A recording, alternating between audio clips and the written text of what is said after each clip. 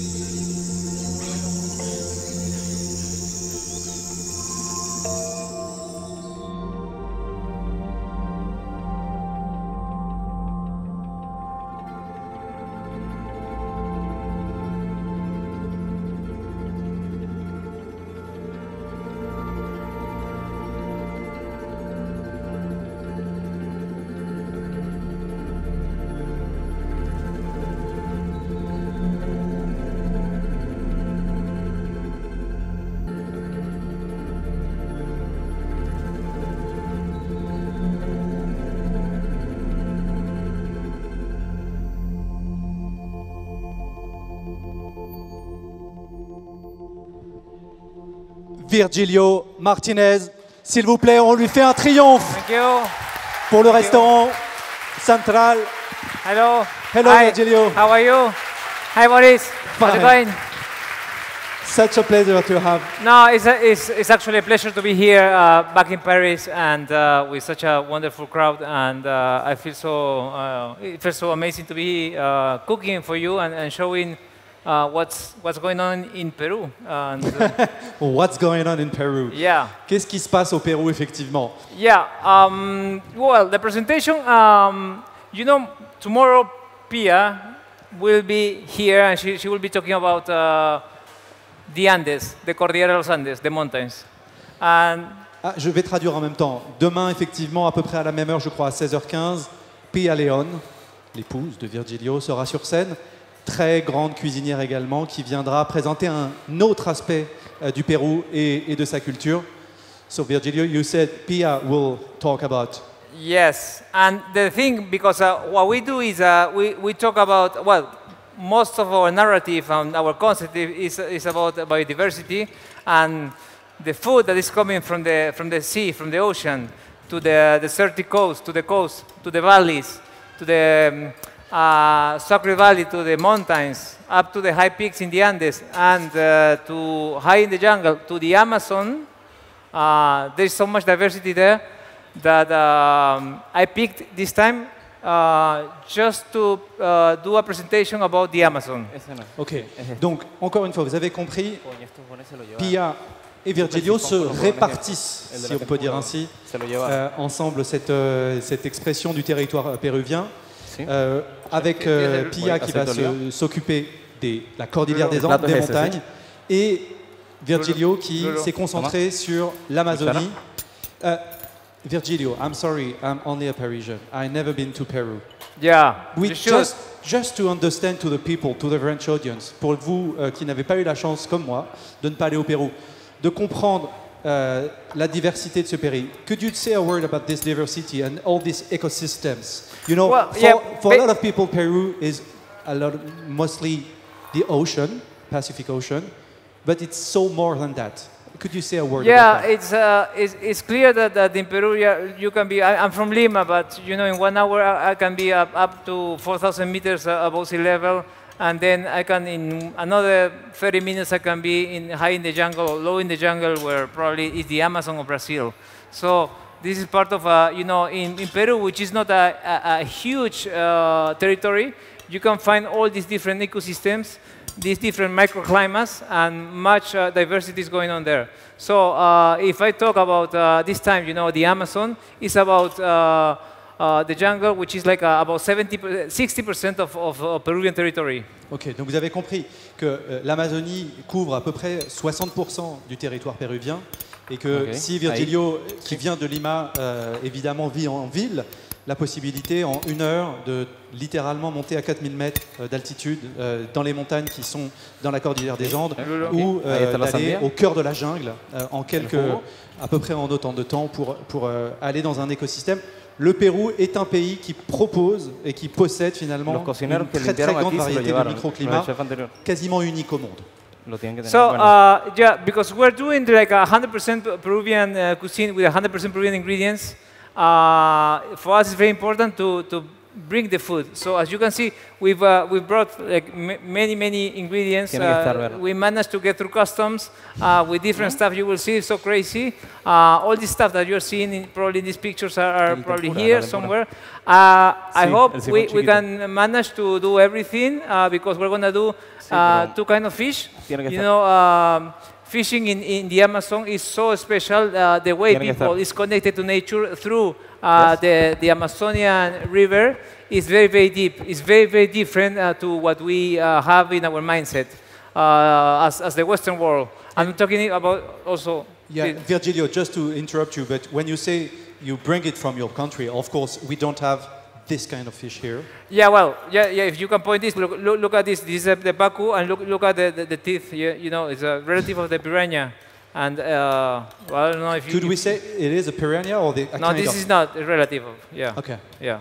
And what the customs say? Okay. What did they say? What the customs said when Nothing. Only one time I had problems in the US, but it was a long time ago. It was a long time ago. No, they had the habit. Yeah, you can Google that if you want. Oh, this is Virgilio. Yeah, no. Let him go. Okay, let's forget about that situation.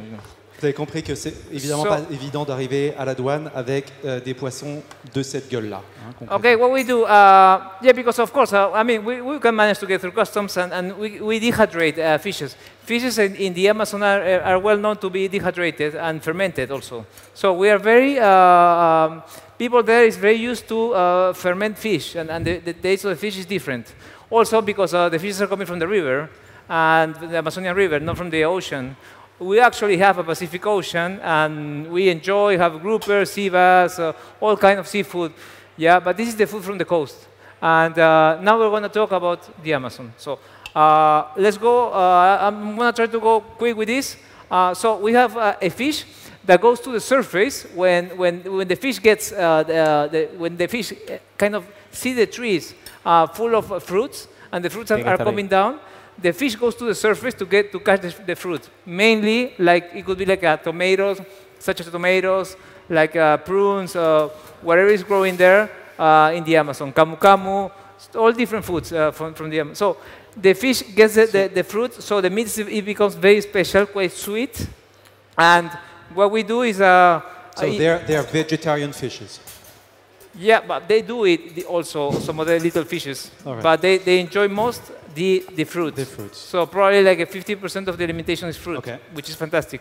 So it's fantastic for the texture. So what we do, we cure with a fruit called sacha tomate for about 7 hours. So you get this kind of a cure fish, not fermented. And then because we've seen this, we feed this fish with watermelon. We're going to add watermelon and lulo. Lulo is an acidity, a nice acidity that we find in the Amazon. Virgilio, I don't understand what the link between the watermelon and that. Well, because they grow in the Amazon together. So that's one important point. Because what we do is we get a piece of geography, and then we check on the geography. We check on the ecosystem, and we bring the ecosystem to the plate. And that's most of the concept we do. So when I was talking about the ocean, the desert, all these ecosystems, I'm talking like every single place has to bring you a sense of place, a sense of time. So that's our main focus. And in this case, this is the ecosystem of this kind of fish, where it's surrounded by fruits. All right. Okay, so that's why we're using the lulo. And actually, it makes sense. You know, whatever is living together, we're putting back together. Then we have a slice of watermelon. We marinate the slice with a distillation of sugarcane. Okay. Yeah. So we have the watermelon slice. I don't know if you have. No, ya está. Then we have the skin of the watermelon. The skin. Yeah. All right. And then, as you can see, Puedes ponerte the los fish fideos has been y esa crema dehydrated. en el frío, por favor. This part of the fins, and we do our own salt with this.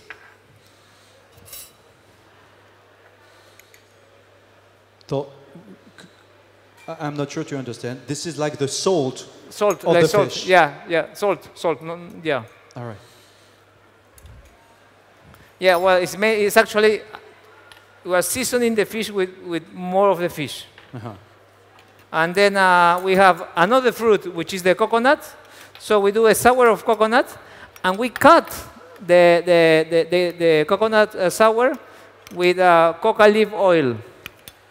You know, also the coca leaves and the coconut are from the same place. And we Donc vous avez compris, hein, donc le watermelon, la peau de cette pastèque, le lait de coco et une huile de feuilles de cocotier.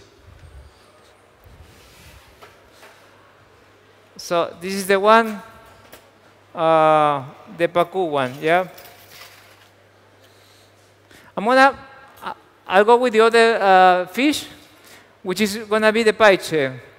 Before to start this one, is it common to eat this kind of fish in Peru, or this Well, is not only in Peru. I mean, like this. I'm getting this wild moment where the fish is in the wild environment. But this fish is very common for farming in countries like, let's say, in South America, in Paraguay, even Argentina, Chile. You find this fish very common. Again, for farming.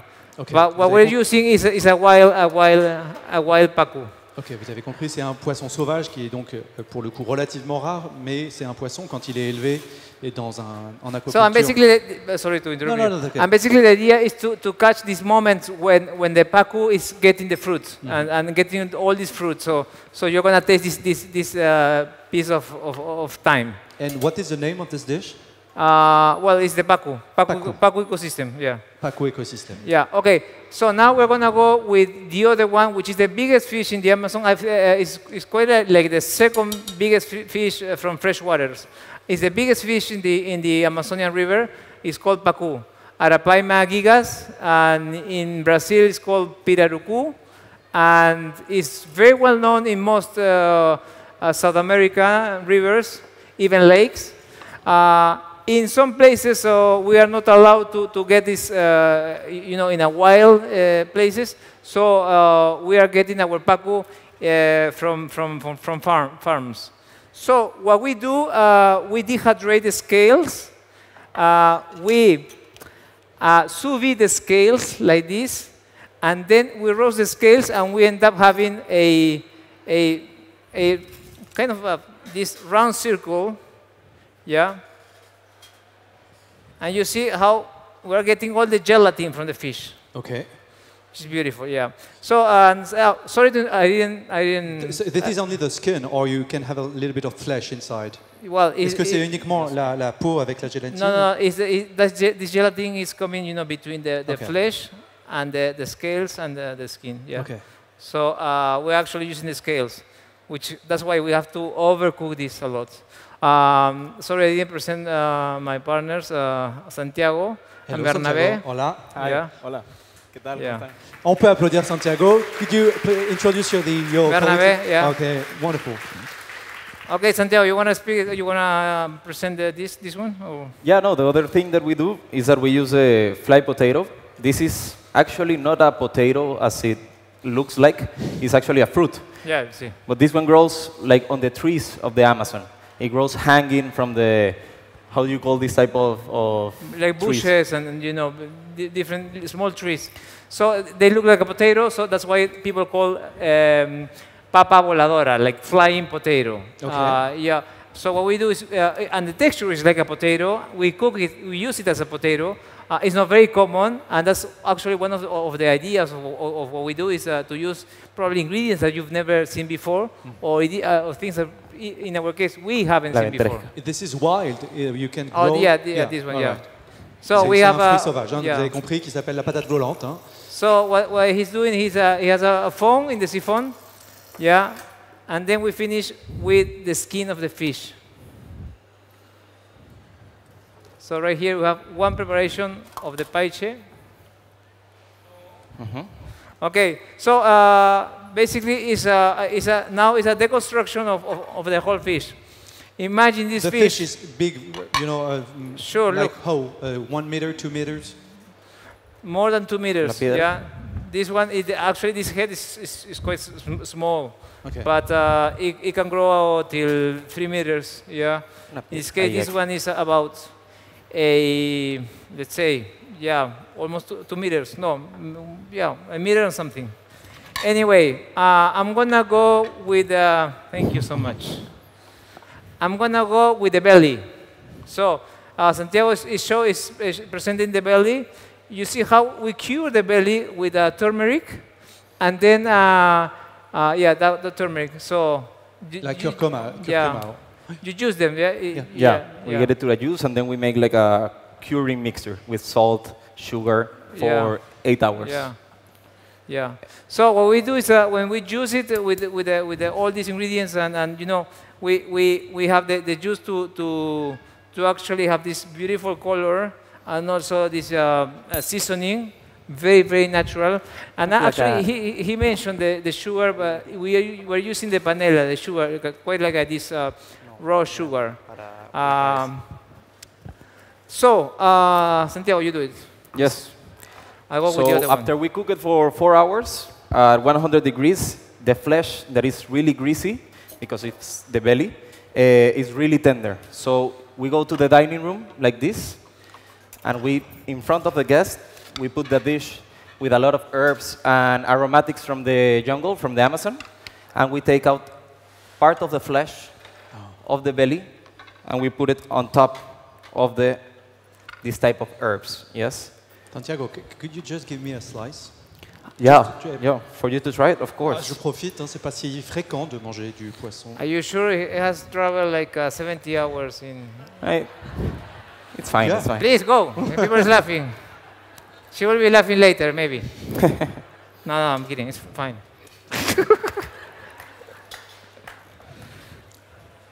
So this is the belly, as it is.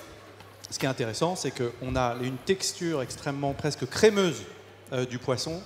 On sent le côté poitrine avec le gras du poisson qui est sans aucun doute présent. Et il n'y a pas de sentiment d'avoir un poisson de vase, comme on peut parfois imaginer dans les poissons d'eau douce. C'est extrêmement fin. Et j'imagine qu'avec les petites herbes, ça doit être absolument magnifique. Okay, enjoy it. Yes. That's what I said. Yeah. Okay. Sorry. No, I said. I don't speak French. Sorry. Okay. So one of the ideas to do that is you know, the belly is like talking about the toro, you know, and the ventresca, right? Toro, c'est donc la ventrèche ou la poitrine de thon. Fattiest, very intense flavors. So once we do this preparation and we put all these ingredients and we leave to hang and for about a few weeks. To get this, you know, to dehydrate and eliminate the water, we end up having this very tasty, like, and very different, you know. So now we have another preparation, which is a kind of a ham that we do with the fish. We slice this piece, which is the tail. Ok, donc là on a la queue littéralement du poisson. This is always the same, of course. Same fish. We're working now still with the pirarucu, with the paiche. Okay. And this time we're using the tail. Please, if you put yes, over there. Of course. With the Virgilio, yeah. Yeah, sure. So why we get this color? Because we preserve the meat with the achote, the anato. Maybe you can see like this. So these seeds, they dive. You want to touch them? You want to? It's almost the same technique, but we leave it longer, almost for 2 weeks, to make like a type of ham. Yes, like a jamon. It's a natural dye. Yeah. So maybe in some places you find this in powders, but actually in the Amazon we get this like fresh. So we I have a second taste. You know, after the first bite, you know, it came from the I don't know the word, retroolfaction. You know, we have Something like bitter and acid. And the thing is that, you know, there's so many ingredients in the Amazon that are all over the world. I mean, like, who hasn't seen the anato? Anato is the achiote, you know, in the Mexican cuisine. In many, to make cheese, you add, for the cheddar, you add this coloring, and this actually is coming from, you see this in the Amazon, you see this in a wild place, and you see, I think we're in a way like blessed to get, as a chef, as a cook, to be able to watch that fruit and that seed coming like this. And we're able, you know, to cure the fish with these seeds. And just to be sure that the bones of the fish are used. From the jaw. From the jaw. Ok, donc vous voyez ces éléments blancs, c'est donc les os de ce grand poisson qui vont être utilisés aussi finalement comme une sorte de yeah, if I can go on detail, like we put the bone like in a small plate like this, okay. And it comes with something like this, and you can have it like, you know, one piece at a time. Okay. Yeah. Well, in this case, because of the presentation, we wanted to do like a long amount of preparation, so I think we'll be running, how's the time? Is it good? Yeah, we have 15 minutes. Okay, good. Okay, because then we go with the cacao. Now, did you see this? So this is, here we have the brain, and now we have kind of this bone marrow. Donc comme de la moelle du poisson. Okay, the bone marrow, yeah, from the head. And then, if you see this, we are using the bark, which is called wampo. You see the natural gelatin. So in this case, what we want to show is like, you know, how many textures we find in a natural state. Like, we don't have to do any additives. We don't have to use any like magical powders. So what we want to do is, we're going to add this gelatin. It's already there. It's the same. Virgilio, and what's inside? This kind of vegetable. It's a bark. Okay. This one. Donc c'est une écorce. When you open this, well, maybe you can open. you will see some kind of gelatin. So what we do is we boil this for like a few minutes, even like 15 minutes, and you start to see how you get this. Okay. Beautiful texture, and then. So Virgilio, this is not coming from the fish. This is only from the wood. Yeah, but same idea as you can see. Well, here you see. Okay. You see here. You see there's something like shiny. That's the one when we cook it, it starts to melt. All right. So why are we using this? And this is not, of course, this is not part of the fish. But this is part of the ecosystem of the fish. Okay. So the fish is surrounded by the wampos, by these barks and these trees. So if you want to taste it, it's fine. Like. Really? Yeah. This guy is very brave, I must say. Okay. Ah, c'est assez doux, hein? Honnêtement, this is like a tea, if we can say that. Well, yeah. And this one, we do different preparations. So now we're doing an emulsion of the bone marrow that we find in the head, by the brain, and then we're adding the wampo, and we're doing this kind of emulsion. So I ask you if it's like a pill, you know, with the turbot, you know, skins and bones you can find. This is really different gelatin too. Yeah, gelatin, yes too. This is full of gelatin. Look at this. Okay. You know, this is the fattiest part of the fish. Yeah. So now we have this texture, and then because again we're talking about the different climates, and this is the microclimate of the Paiche. So we are using roots, vegetables, barks, trees that are coming from the region where the Paiche is. So we are doing with this gelatin, we are doing this kind of a dehydrated texture, which you know is quite like a representation. So they are not worms. No. No. No. So you know we're using the wampo, and we're using this one.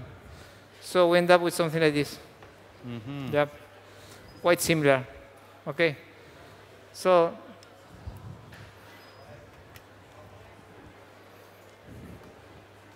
Give him one. This. okay, Santi, please Yes. go with one of the most beautiful parts. Well, this is the throat of the paiche. As you see, you can see a lot of you can eat a lot of parts of the head of the paiche. And this part of the meat, we will find it under the tongue. Yes, so I will show you. After we cook the head of the paiche for about 1.5 hours, we take out Entonces, the part of the tongue. ¿en qué va? Ah, ya, sí, solo. So we can find, I don't know if the camera is watching, we leave Super clear. this one outside. ¿Está caliente? And No. over here we have all the meat of the throat of the paiche. Usually, this one comes like this. This is the tongue, and this is the throat. And what we have here is already glazed throat with a sauce of ají negro. Maybe you can explain ají negro. Donc vous avez compris, hein, la démonstration est assez visuelle, si on peut C'est dire. like tucupi, right? Hein, Yes, on est sur tucupi. la gorge de ce poisson avec une première partie qui est la langue et qui va ensuite Ok. être glazed pour avoir cette texture. And again, we're using the fin of the belly, yeah, but the superior part. And what we do is we bake it, we you want pass it it Higher? with oil. This is like a confit. Okay, Yeah. this is more confit. Yeah. Okay, you don't want fried. It will take more time, to confit, Okay, of course. But we don't have the time, so what we do is we confit the same part, no seasoning, but the seasoning that we're using is please try. That's clay, the clay. C'est de l'argile. For me, it's a meringue. I don't know how is this guy gonna wake up tomorrow. I'm kidding. People is used to the. I have work tomorrow morning. Ah, okay. When you say it's clay, to Well, be what honest, we, you do, don't add- what we do is we beat the sugar cane and Okay. we add clay. Yeah? Okay. And you see, we do different textures with the clay. We do like a net of clay, like this. So, we kind of. And Virgilio, clay is fun, definitely. But why you use clay? Yeah, okay. We try to maintain and keep a strong relationship with communities, with people, and we have very good access to the people, just the wisdom of some far communities in the Amazon, in the Andes. So we get to see different techniques, different ingredients. And we've seen how people is eating different vegetable roots with clay. Okay. So it was for me very impressive to see, people eating clay grabbing from the soil, and how the clay was totally, like edible and clean. So we're using the same clay, and we are, in this case now, we are having a strong relation with one community that is producing this clay. Right. But we actually, it's not producing, it's just collecting the clay. Do you have farmers of clay? No. That would be amazing, but yeah. Okay. I bet maybe in the future we will have some of them, yeah. Okay, so you see another serving, the throat and the fin with clay. I have one idea in my mind. You will use all the parts of the animals, right? Yes. A little bit like French people do with the pig, from the head to the tail. Sure. This is exactly the same. Well, that's the same consistency we want to achieve to all ingredients, because there is no, sometimes we think that one ingredient has more gastronomic value to the other ones, and that's not true. Whenever you find something, it has the same level you have to do the same respect, the same care, and if you do this way of thinking with a beautiful whatever, like pata negra, ham, or whatever, you can do the same with a vegetable, with a humble potato, in a country where we have 4,000 varieties of potatoes, and we still are buying potatoes from the market, and we still see 6 varieties in the markets. So it's about like thinking in a different way, and creating and improving more opportunities to see things. Just to make a pause, because you're going to prepare the cacao, right? Or you have another dish? No, Another dish. I'm fine, All please. right, this is the last dish before cacao. Okay. Go ahead.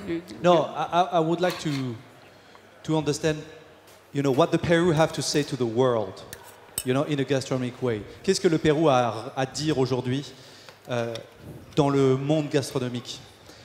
Okay, there is something that people know about Peruvian gastronomy. Of course, a lot about ceviches, a lot about tiraditos, causas, all these typical dishes that people know.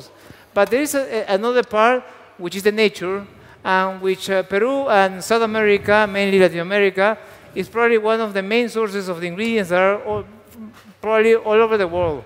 Like, let's say, like the first tomato. The first tomato, we found the first tomato in the Andes. And tomatoes are everywhere. And you eat tomato probably once or twice a week. Same with potatoes. Same with quinoas, all Andean grains. Same with different cacao, coffee, potatoes. So Corn. there are many ingredients that are somewhere in different continents and places.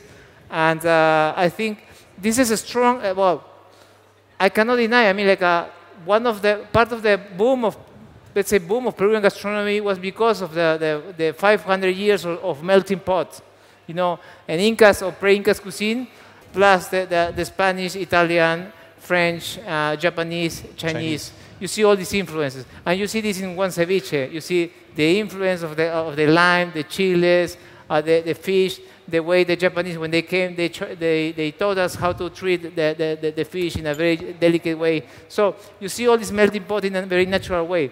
But I would say, like, why if we think about what happened before these 500 years of fusion, it was all about nature, and it was all about this contact with nature in a very harmonious way. J'essaie de résumer en quelques mots, mais Virgilio explique effectivement que peut-être la vision qu'on peut avoir de cette cuisine, disons généralement péruvienne, central-américaine ou sud-américaine, avec des marqueurs qui sont aujourd'hui tout à fait clairs, et le ceviche est un bon exemple de cette résultante d'une fusion de différentes cultures qui date d'aujourd'hui depuis à peu près 500 ans. Et la question est de savoir qu'est-ce qui s'est passé avant.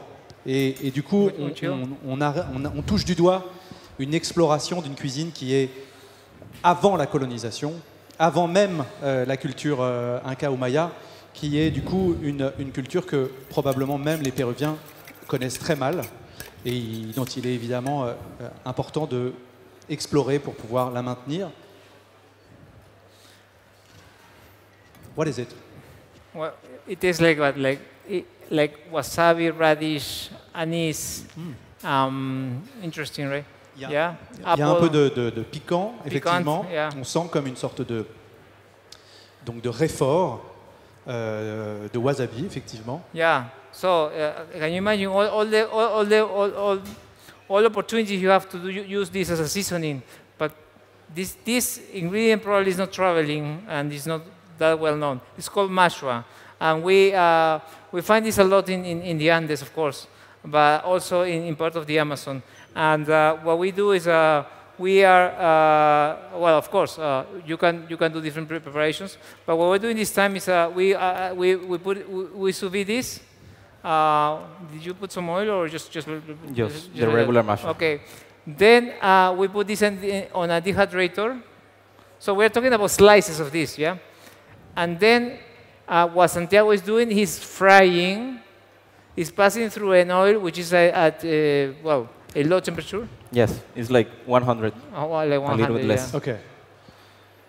Donc vous avez compris, hein, cette préparation qui est sous vide de cette... is it a root or tubercule? This is a root? Yes. Okay. Yeah. You can try. Qui va ensuite être frite dans cette huile à 100 degrés environ.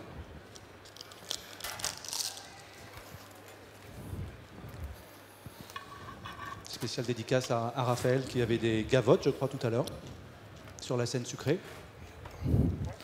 So this is just amazing. You know how many textures, if you think how many textures and flavors you can find in one just vegetable, in one root, in one potato. So that's part of the ideas that we try to promote. Anyway, guys, we finished with the fish, yeah? Yes. Okay, let's do cacao. Do you have time? No. No. Before, I want applause for the fish, please. Oh, thank you.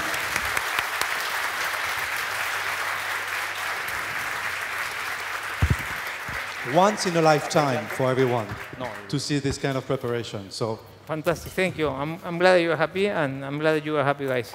So let's go with the cacao. So now we want to show cacao. Well, we mainly see cacao as chocolate, so we want to showcase cacao as the fruit. Yeah. So we are again, we are lucky enough to find the fruit very easily, like this. Well, this is another kind of cacao that we mainly use, but this is the cacao that was now in the best season in the jungle. And please do open it. So Virgilio, just to So say a word. In Peru, you have all the nature can give: tomato, potatoes, corn, cacao, coffee, fish from the ocean, fish from the rivers. This is the Garden of Heaven, right? yeah, I don't came to brag about this, but yes. No, I'm saying that yeah, it's actually very important to. But you know, most of the time we are not aware that we have all these kind of ingredients, and I think it's important to showcase ingredients.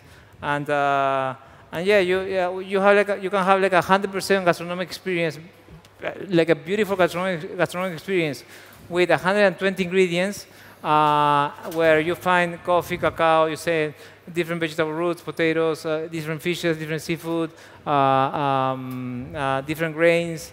Oh, well, the whole world of corn, which maybe Pia will be cooking different corn, different varieties of corn. Tomorrow. Yeah, tomorrow. Approximately You'll be there. So you see the cacao. You see, normally, of course, we see cacao as chocolate, but you see cacao, in this case, is this fruit, the white pulp. This oxidizes very well. That's why it doesn't travel much. And that's why, of course, this is good for the fermentation of the seed. The sweetness helps to do the fermentation. But what happens if we take off the white part and the mucilage, and we do things different, and we start to do different preparations. So, okay, we have the mucilage we do in this texture. This is part of the one which is just like in the middle of the pulp and the seeds, yeah. So Santi has this texture of gelatin, and you can put it anywhere you want. Donc vous avez compris que c'est le mucilage, enfin même c'est plutôt la partie qui est entre le mucilage et le fruit qui va donner cette gélatine.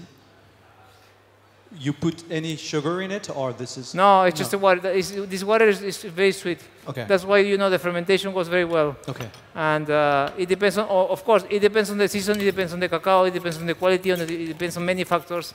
It depends on the origin, because the cacao could be coming from Cusco, where we get the cacao. We mainly use the cacao chuncho, which is not, this is not the case. This is another cacao. This is more like an hybrid. But it works very well. And then, if you see this, there is something that is getting all the seeds attached. Yeah, we call it like the vein of the cacao.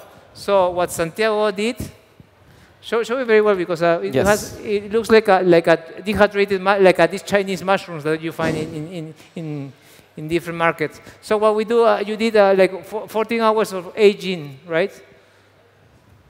14 hours of aging? Yeah, in the Oku machine. Yes. This Korean machine that age things very quickly.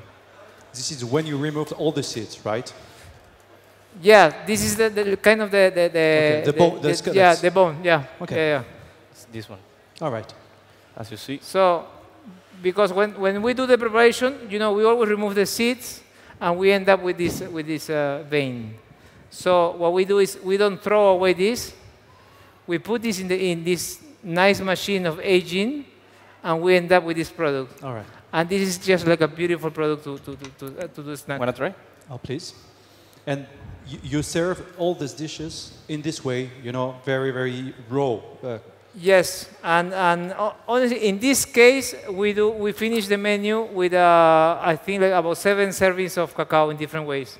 Yeah, not using many like chocolate ganache or you know preparations that probably you know already and you find everywhere. Of course, who doesn't? I mean, you find chocolate everywhere, but probably you don't come to Central to eat chocolates. Ça, pour moi, c'est une texture plutôt de pruneau. You know, prunes, dried prunes, plums. Ça a vraiment cette texture et ce goût d'un pruneau d'Agen, avec une texture plus tendre, malgré tout, mais on retrouve cette concentration un peu du sucre et du fruit. Okay, Santi, what is this?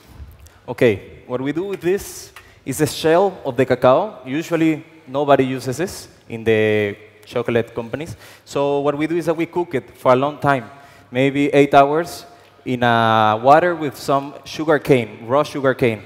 And it gets really, really soft, like this one. It gets really, really soft, and we can make this paste that Virgilio just put into the dish.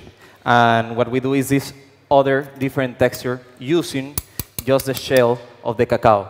When we dehydrate this, we can get this other texture that is really crispy for all the pectin that we find over here. Yes?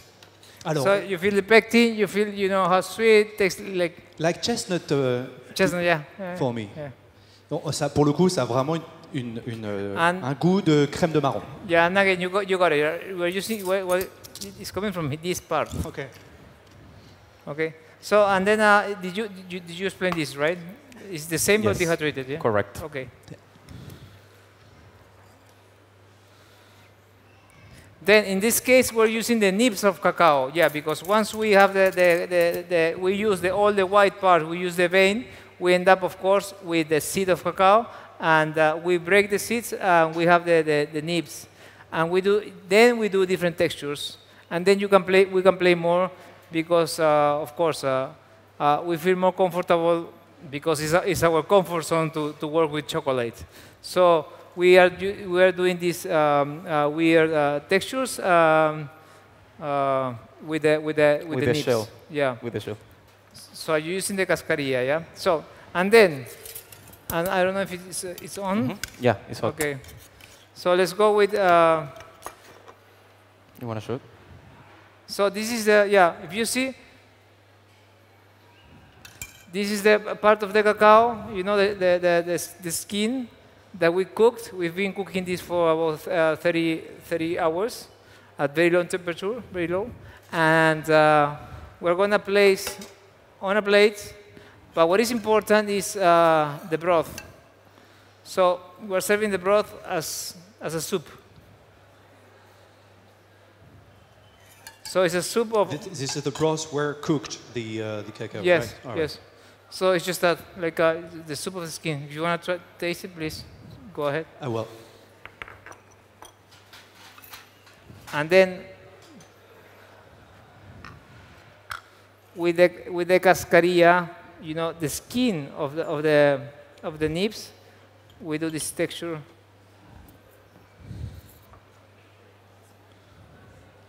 We place this in a piping bag. We do, you know, these strings. Over. Yeah. And that's why we serve with something like this.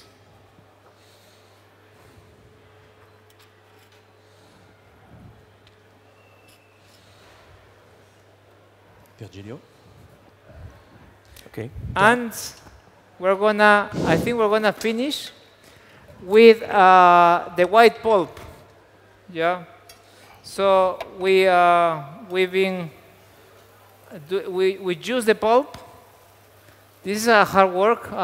We know most of the people in the kitchen they wear the gloves, and we start to press until we get this beautiful white juice. And then we beat the white juice, and we do something like this with the sweetness, and we do this kind of rocks.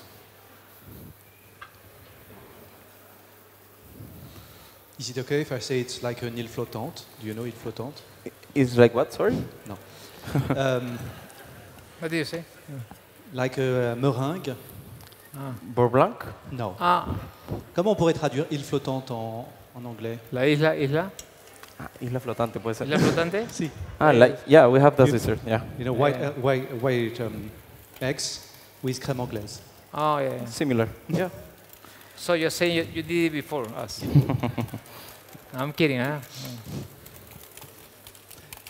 So you Okay. cooked in a way in this. Liquid nitrogen. Yeah. Donc un nitrogène liquide qui est donc à minus 80, something like that. Yes. Wow.